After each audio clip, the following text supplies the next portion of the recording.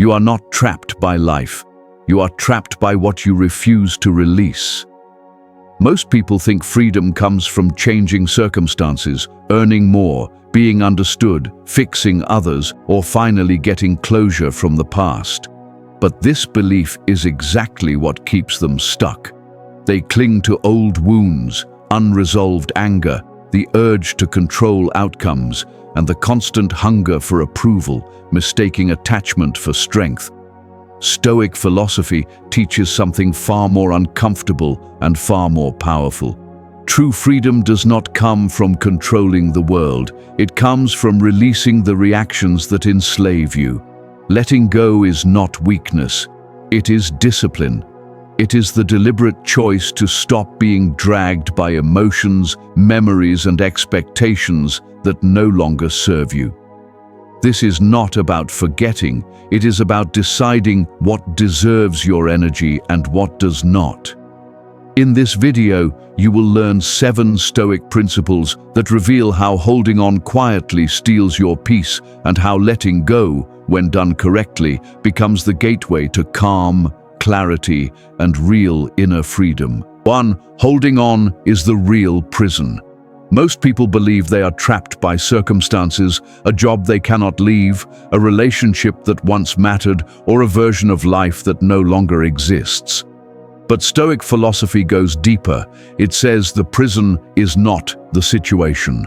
The prison is what you cling to inside it. There is a quiet confusion most people live with. They believe caring means holding on. They believe loyalty means enduring. They believe strength means refusing to let go. Over time, these beliefs turn into chains. What begins as care becomes clinging. What begins as commitment becomes attachment. And attachment creates suffering, not because things change, but because you demand that they do not. Holding on creates the illusion of safety. The mind convinces you that replaying the past, resisting change, or gripping tightly will somehow prevent pain. But the opposite happens. The tighter you grip, the more anxious you become. The more energy you spend protecting what no longer serves you, the less energy you have to live. Stoicism teaches that attachment is dangerous not because things matter, but because you confuse possession with control. You attach yourself to people who have already moved on. You attach yourself to identities that no longer fit who you are. You attach yourself to expectations reality never promised to fulfill. And then you suffer, not because you lost something, but because you refuse to release it. Look closely at what people hold on to. A relationship that has already ended, kept alive only by memory. A past version of themselves when life felt simpler or more respected. A role, a title, a sense of importance that time has quietly taken away. What they truly fear is not loss. It is the collapse of certainty. Letting go feels like stepping into the unknown, and the mind prefers familiar pain over unfamiliar freedom. So it tightens its grip, and with every attempt to control, it builds another wall. The Stoics were clear about this. Suffering begins when you treat what is temporary as permanent. Everything external is borrowed: people, status, comfort, even health. When you forget this, attachment grows. When attachment grows, fear follows. And when fear takes hold, freedom disappears. Holding on does not make you strong. It makes you tense, reactive, and defensive. True strength begins the moment you realize that clinging is optional. You can care without imprisoning yourself. You can value without depending. You can love without surrendering your peace. Letting go does not mean indifference. It means choosing not to be ruled by what you cannot keep. The Stoic path is not about abandoning life. It is about refusing to chain yourself to it. When you loosen your grip, you do not lose meaning. You regain movement. You regain clarity. You regain the ability to act instead of react. The tighter you grip, the less free you become. 2. You can't control outcomes, only responses. Most frustration in life comes from a single mistake, trying to control what was never yours to control. People exhaust themselves managing outcomes, how others behave, how situations unfold, how the future should look. When reality refuses to cooperate, anger, anxiety, and resentment appear. Stoic philosophy draws a hard line here. There are things that belong to you and things that never will. Your thoughts, judgments, and responses are yours. Outcomes are not. Yet the modern mind resists this truth. It believes that if it worries enough, plans enough, or reacts fast enough, it can bend events in its favor. This illusion feels productive, but it quietly enslaves you. The more you try to control outcomes, the more reactive you become. You start living in anticipation instead of presence, in fear instead of clarity. Consider how often people suffer before anything even happens. They replay conversations that have not occurred. They predict rejection that may never come. They rehearse failures that exist only in imagination. All of this comes from placing emotional weight on outcomes beyond their control. Stoicism does not teach passivity. It teaches precision. You act fully where you have agency, and you release attachment where you do not.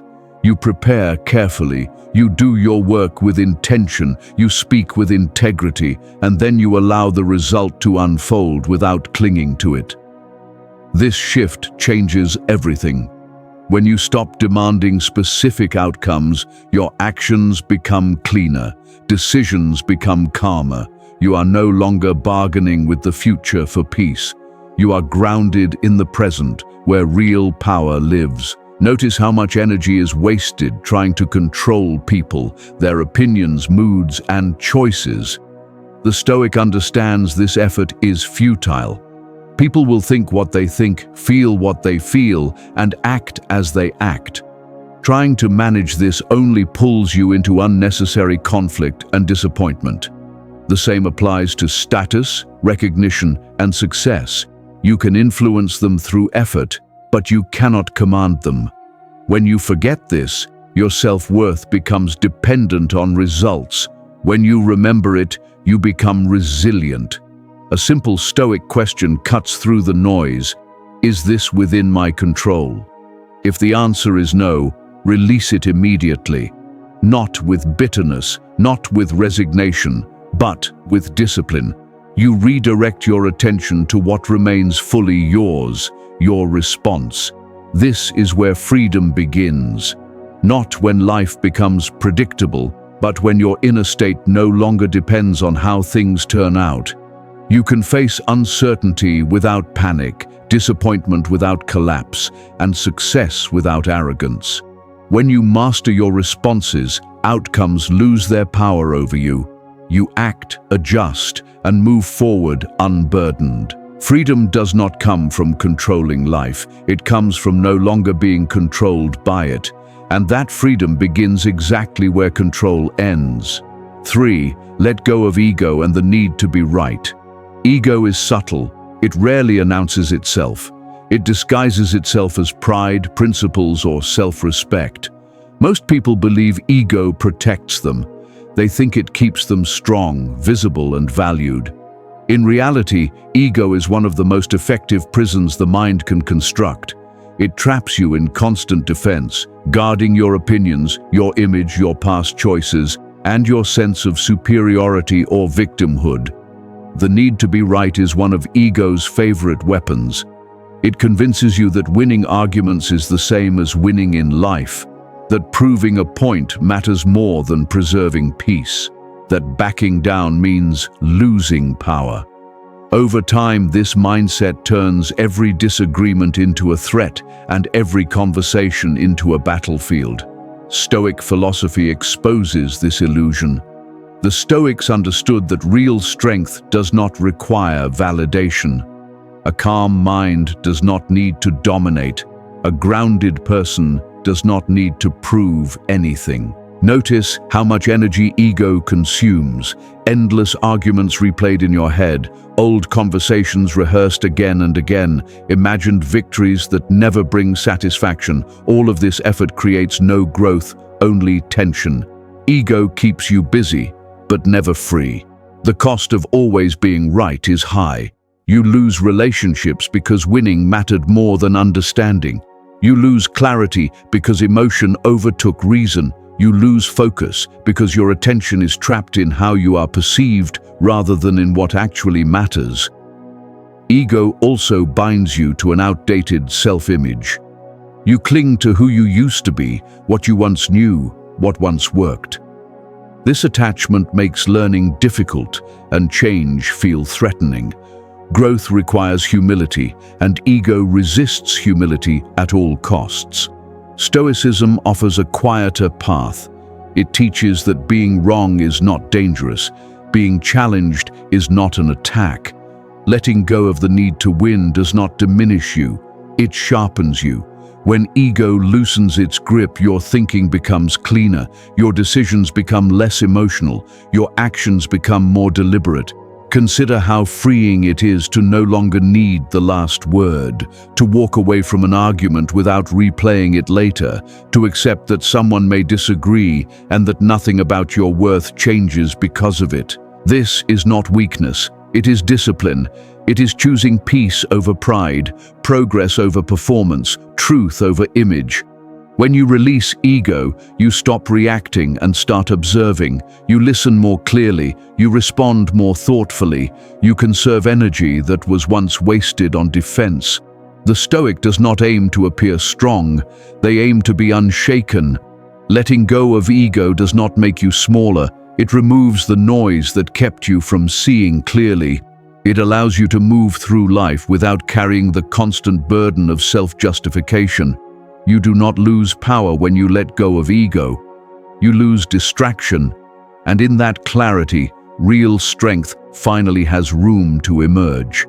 4. Stop replaying the past. The past has a strange hold on the human mind. It no longer exists, yet it can dominate your present. It cannot be changed, yet it can exhaust you. Most people believe they are reflecting when they revisit the past. They tell themselves they are learning, processing, or finding closure. In reality, they are reliving.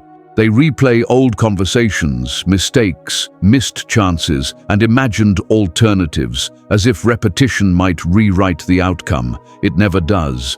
The mind returns to the past because it feels familiar. Even pain becomes comfortable when it is known. The past is predictable. You already know how it ends. The future is not.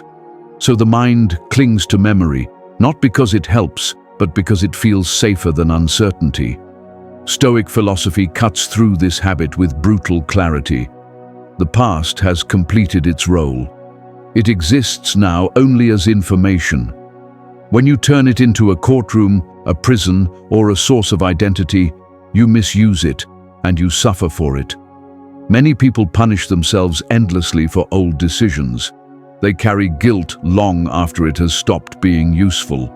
They define themselves by a single failure, a single mistake, a single moment of weakness. In doing so, they give the past authority it no longer deserves. The Stoics understood that suffering intensifies when memory becomes attachment. When you insist the past should have been different, you fight something that is already settled.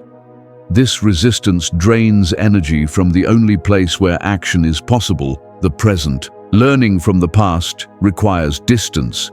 Obsessing over it removes that distance. Reflection is calm and purposeful. Rumination is emotional and repetitive. One leads to wisdom, the other leads to stagnation. Notice how often people say they feel stuck. What they usually mean is that their attention is anchored behind them.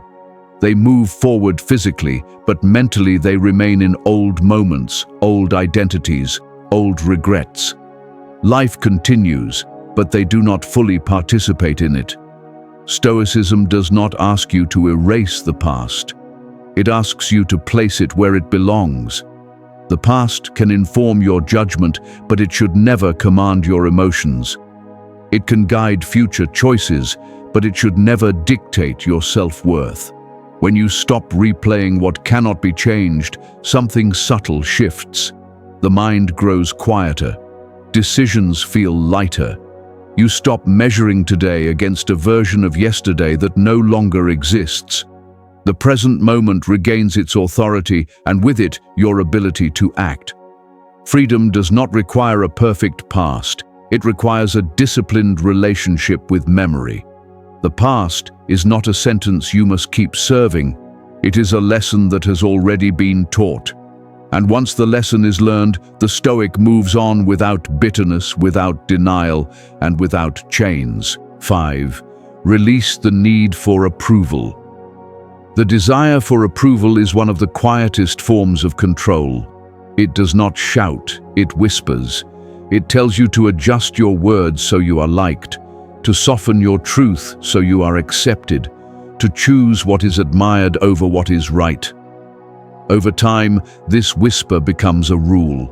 Before you realize it, you are no longer living by values. You are living by reactions. Most people believe approval brings safety. They think being liked will protect them from rejection, conflict, or loneliness. In reality, it does the opposite. The more you depend on approval, the more power you give away. Your mood rises and falls with opinions you do not control. Your confidence becomes conditional. Your peace becomes fragile. Stoic philosophy treats this need with suspicion. The Stoics understood that when you outsource your self-worth, you surrender your freedom. If your value depends on praise, criticism becomes a threat. And when criticism feels dangerous, honesty disappears. Look at how often people betray themselves for acceptance. They stay silent when they should speak. They say yes when they mean no. They pursue paths that earn admiration but feel empty. This does not happen because they are weak. It happens because approval feels like survival. The Stoic view is clear. Respect earned from within outweighs validation received from others. External approval is unstable by nature. It shifts with trends, moods, and circumstances. Build your identity on it, and you build on moving ground. Releasing the need for approval does not mean rejecting people. It means refusing to let their opinions govern your actions. You can listen without obeying. You can consider feedback without being consumed by it. You can be misunderstood without collapsing. This detachment brings an unexpected calm.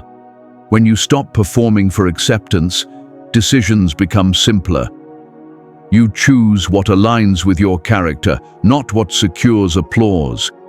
You move with integrity instead of anxiety. There is courage in this release. You accept that not everyone will understand you, not everyone will agree. Some will disapprove, and yet you remain steady, not defensive, not bitter, simply grounded. The Stoics did not seek admiration, they sought to be unshaken. When you let go of approval, you reclaim authority over your inner world. You stop negotiating your worth. You stop chasing permission to be yourself. You stand on something more stable than opinion, your principles. From that place, something changes. You stop living a borrowed life. You start living your own. 6. Let go of anger and resentment. Anger feels powerful at first. It sharpens your thoughts. It tightens your posture. It convinces you that you are justified. But Stoic philosophy sees anger for what it truly is, a delayed reaction that keeps you chained to what has already happened. It does not protect you. It prolongs the wound. Most people believe holding on to anger gives them control. They think it prevents others from getting away with it. They believe resentment is a form of strength, a way of standing their ground. In reality, anger does the opposite. It hands control to the very person or event that hurt you. As long as you remain angry, they continue to occupy your inner world rent-free. Anger is not an event. It is a process. It begins with a judgment. This should not have happened. From there, the mind keeps the injury alive by replaying it, justifying it, and feeding it with imagination. Days pass, sometimes years. The original moment is gone, but the reaction is still active. The Stoics warned against this trap. They understood that anger is not created by what happens to you, but by the meaning you assign to it. Two people can experience the same offense. One moves forward, the other remains consumed. The difference is not the event, it is the judgment. Resentment is even more subtle. It often disguises itself as memory, fairness, or moral clarity. But beneath it lies attachment. You are holding on to how things should have been. You are demanding repayment from the past, and the past never pays its debts. When you carry resentment, you keep returning to a moment where you felt powerless. Each replay strengthens the injury. Each justification deepens the groove. Over time, resentment becomes part of your identity. You are no longer reacting to what happened. You are living from it. Stoicism offers a radical alternative. It teaches that letting go of anger is not an act of mercy toward others. It is an act of self-respect. You release anger not because the other person deserves forgiveness, but because you deserve peace. This does not mean excusing behavior. It does not mean erasing boundaries. It means refusing to let emotional poison circulate endlessly within you. The Stoic separates judgment from emotion. You can recognize wrongdoing clearly without allowing it to dominate your inner state. Anger also distorts perception. When you are resentful, you see threats where none exist. You interpret neutral actions as hostile. You react faster and think more slowly. This is why the Stoics viewed anger as a loss of reason, not a display of strength. Letting go of anger requires discipline, not denial. You acknowledge what happened fully. You see it without distortion. And then you choose not to keep paying the emotional cost. You stop rehearsing the offense. You stop narrating the story. You withdraw your attention. This withdrawal is not passive. It is deliberate. Each time the memory appears, you recognize it as optional.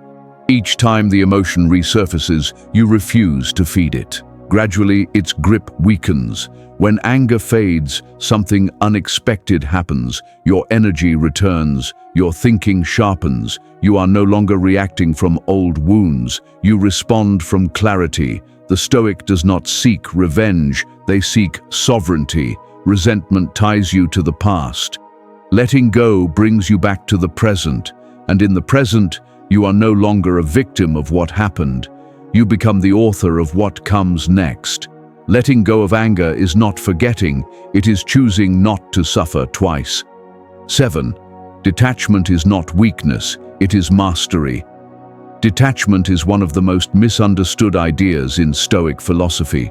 People hear the word and imagine coldness, indifference, or emotional withdrawal. They assume detachment means not caring, not loving, not committing. This misunderstanding keeps many people trapped because they confuse emotional discipline with emotional absence. Stoic detachment is not the removal of feeling. It is the removal of dependency. Most suffering does not come from caring.